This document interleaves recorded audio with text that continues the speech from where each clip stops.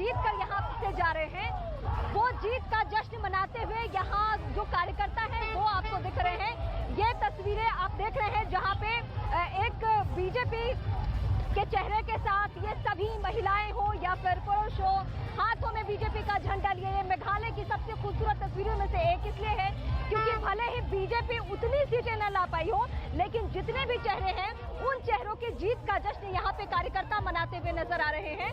और बाकायदा बैंड की धुन पर, यहाँ ढोल नगाड़े नहीं बजते हैं, बैंड की धुन पर अपने म्यूजिकल बैंड के लिए प्रदेश जाना भी जाता है, उस धुन पर ये सभी कार्यकर्ता झूम रहे हैं। यानी बीजेपी के कार्यकर्ताओं को ये क्लियर पता है कि एनपीपी के साथ गठबंधन हर हाल में होने जा रहा है और यही वजह है कि वो इस तरीके से मेघालय में डांस करते हुए, नृत्य करते हुए और वो जश्न मनाते हुए नजर आ रहे हैं। बहुत दिलचस्प आज का मुकाबला रहा है जिसमें मेघालय ने हर नेता के, हर पार्टी के चेहरे को शिकन ला दिया, लेकिन जो आखिर जो चुनाव परिणाम है उसमें सूरत यही बनती है कि एनपीपी और बीजेपी गठबंधन होने जा रहा है, जिसके लिए मुलाकातें पहले ही हेमंत बिस्वा शर्मा कोनार्ड संगमा से कर चुके हैं और इस मुलाकात के कई बड़े मायने हैं।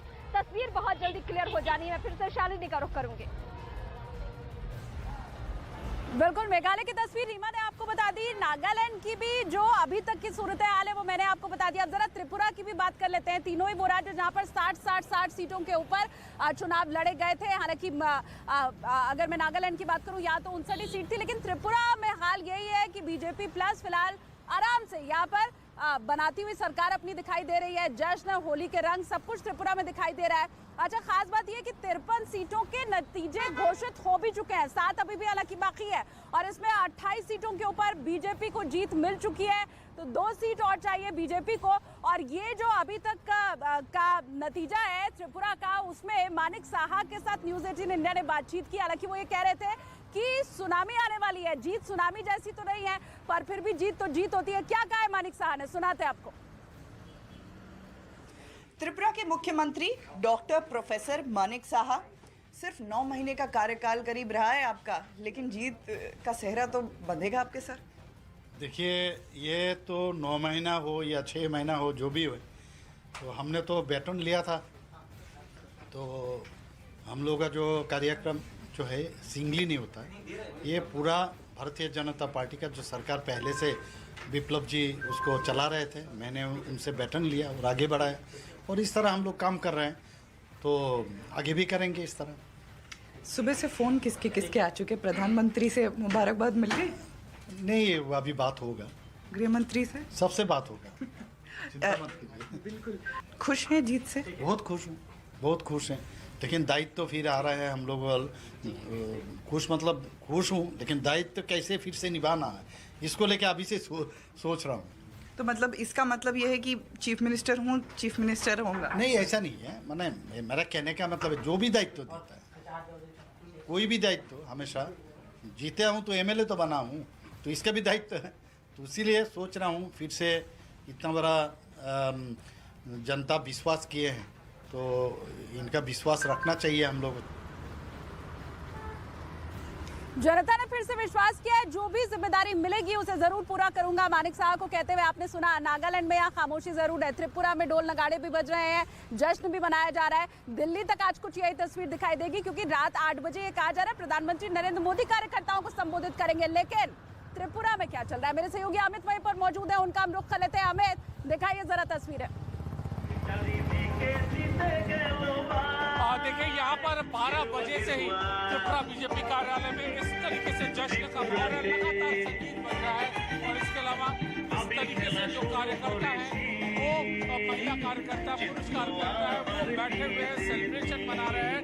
तो एक छोटी होली यहाँ पर अगरतला के त्रिपुरा बीजेपी कार्यालय में मन रही है, ये तो एक चीज है। दूसरी चीज, अभी थोड़ी देर पहले सीएम मानिक शाह यहाँ से निकले, संबित पात्रा भी निकले हैं, वो देवी के दर्शन करने निकले हैं और उनका कहना है कि उन्होंने जो प्रतिज्ञा की थी इस जीत की, वो लगभग पूरी होती हुई दिख रही है। राजा वो जीत के एवज में वो दर्शन करने जा रहे हैं, तो एक दर्शन का भी रुख हमें देखने को मिल रहा है और सेलिब्रेशन का भी यहाँ पर उत्साह का दौर हमें देखने को मिल रहा है।